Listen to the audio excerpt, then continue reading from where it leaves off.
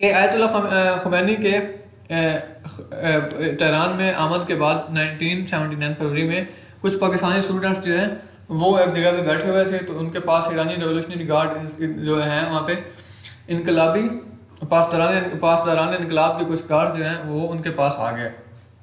तो राइटर कहते हैं कि वो बहुत इनएक्सपीरियंस थे और नर्वस लग रहे थे, क्योंकि वहाँ पे वेपन पोजेस करना आम लोगों के लिए अलाउ नहीं था।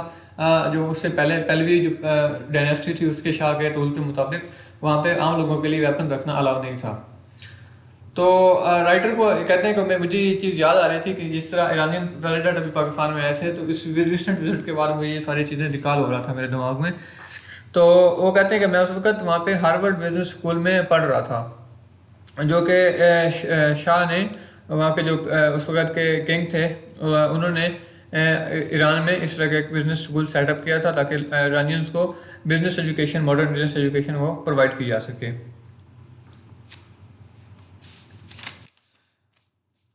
अच्छा, ये इस रेवोल्यूशन के बाद ऐसे थोड़ा ब्रीफली बताते हैं कि रेवोल्यूशन था, यानी रेवोल्यूशन था क्या। इसमें बेसिक जो चीज़ें हुई हैं 1979 में कि पहलवी डायनेस्टी थी उसका ख़ात्मा कर दिया गया इस रेवोल्यूशन के बाद, और इम्पीरियल स्टेट जो थी पहलवी डायनेस्टी की उसको रिप्लेस कर दिया इस्लामिक रिपब्लिक ऑफ ईरान ने। और मोहम्मद रज़ा पहलवी जो वहाँ के बादशाह थे, किंग थे, उनको रिप्लेस किया आयतुल्लाह खुमैनी ने, तो जो कि उनके ईरान के फर्स्ट सुप्रीम लीडर के तौर पे सामने आए। ये बेसिकली एक मॉडर्न से लेकर एक जो ईरान का सफ़र था मॉडर्न स्टेट से लेकर, जिसमें मॉडर्न में देखें तो आप उनके अंदर बहुत ज़्यादा कंजर्वेटिव सिस्टम जो नहीं था, ये वेस्टर्न अप्रोच की तरफ वो जा रहे थे। एक वेस्टर्न ओरिएंटेड सिस्टम था वहाँ पे, उसको ख़त्म करके वहाँ पे इस्लामिक रेवोल्यूशन, शिया इस्लामिक रेवोल्यूशन जो है वो वहाँ पे इम्पोज किया गया।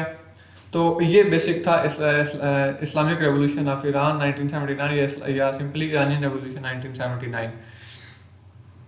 तो इस रेवोल्यूशन की वजह से वहाँ की आवाम बहुत ज़्यादा खुश हुई, यहाँ तक कि वहाँ पे इसके लोगों ने बहुत ज़्यादा इसको सेलिब्रेट किया।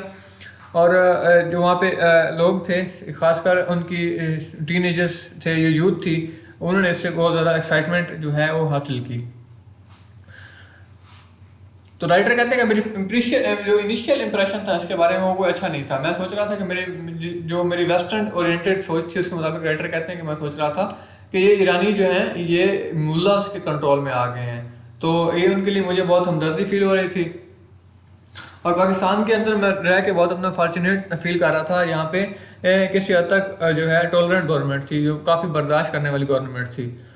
तो इसमें वो बताता है कि वहाँ पे इससे पहले उसमें क्या था, सावाक नाम की एक तंजीम थी उनकी, जिस तरह पाकिस्तान की इंटेलिजेंस एजेंसीज हैं उस तरह उनकी एक इंटेलिजेंस एजेंसी थी जिसका नाम सावाक था। ये बेसिकली रज़ा पहलवी के दौर की एक ऑर्गेनाइजेशन थी, जिसका काम क्या था कि वो नेशनल उनकी सीक्रेट पुलिस थी जो कि प्रोटेक्ट कर रही थी सिर्फ शाह के रिजीम को, शाह के जो के किंग थे उसके रिजीम को प्रोटेक्शन के लिए वो काम कर रही थी।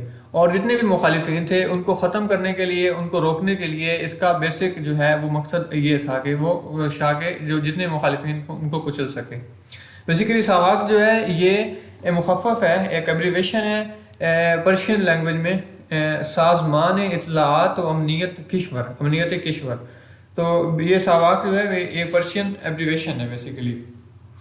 तो organization of national security and information इसका जो था नाम, अभी इसको ख़त्म करके इसको रिप्लेस कर दिया गया है ministry of information and security. I think ministry of information जो है उसका ईरान की मिनिस्ट्री जो है इंफॉर्मेशन है उसने इसको रिप्लेस कर दिया है।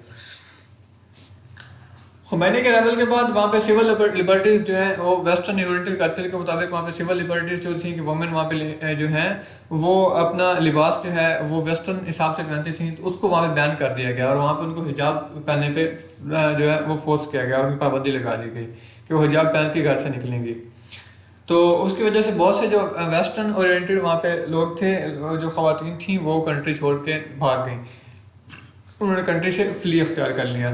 तो क्योंकि वो समझ रहे थे कि ईरान उनके लिए एक अच्छा रहने के लिए एक जगह नहीं है, और क्योंकि वहाँ पे इनएक्सपीरियंस्ड जो एक गवर्नमेंट आई थी, कट्टर गवर्नमेंट आई थी, वो उनके लिए ख़तरा थी। आज 45 साल के बाद हम देखते हैं कि ईरान कहाँ खड़ा हुआ है। तो देखें तो ईरान जो है वो अपने अपने इस रीजन का एक सबसे बड़ा जो है वो एक पावरफुल मिलिट्री इस के हिसाब से कंट्री ऊपर के सामने आया है। देखें तो इसराइल को वो आंखें दिखा रहे हैं। इसराइल पे आप देख सकते हैं कि इसने रिसेंटली अटैक्स लॉन्च किए हैं इसराइल के हदूद के अंदर। तो ये फर्स्ट टाइम इस तरह हुआ है कि किसी मुस्लिम कंट्री ने सॉरी ईरान ने इसराइल के अंदर डायरेक्टली अटैक किया है।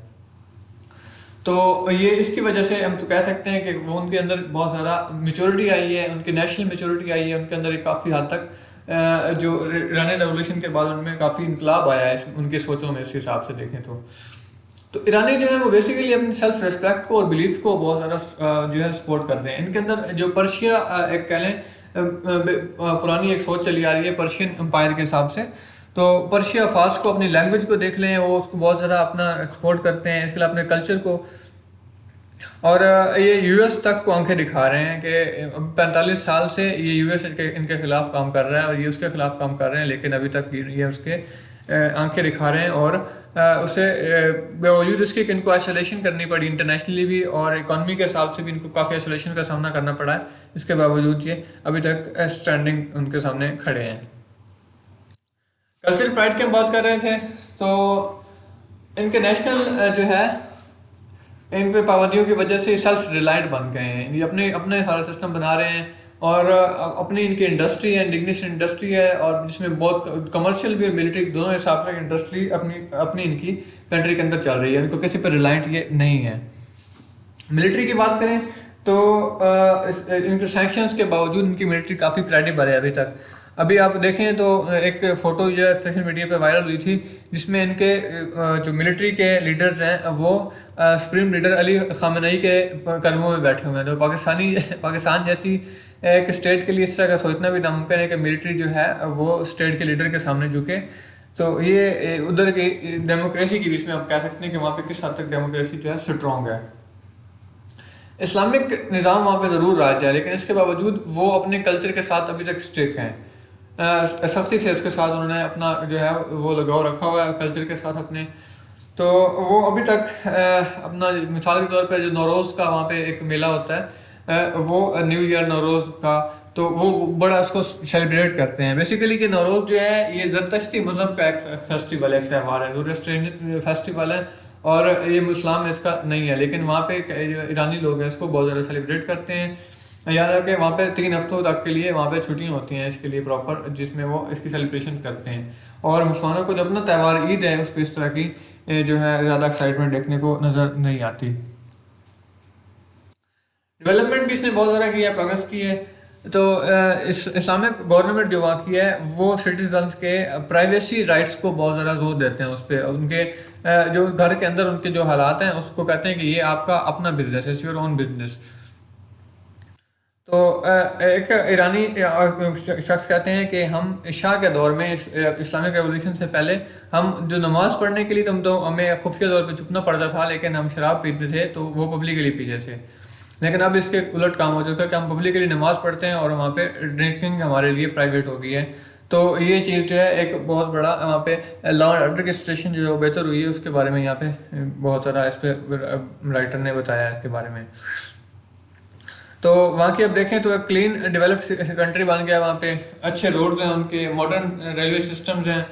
लिटरेसी रेट की बात करें तो वहाँ पे 89% लिटरेसी रेट है, जबकि हमारा लिटरेसी रेट 58% है। वो एजुकेशन पे 23% जो है वो अपना एक्सपेंडिचर एजुकेशन पे लगा रहे हैं, और हेल्थ पे देखें तो वो 23% लगा रहे हैं, जबकि पाकिस्तान में अगर एजुकेशन देखें तो 11.5% और हेल्थ पे इससे भी कम 4.3% है। तो इनकी ह्यूमन डेवलपमेंट की को प्रायोरिटाइज करने का कितना उनके लिए ह्यूमन डेवलपमेंट इंपॉर्टेंट है, ये चीज़ इसको इंडिकेट करती है।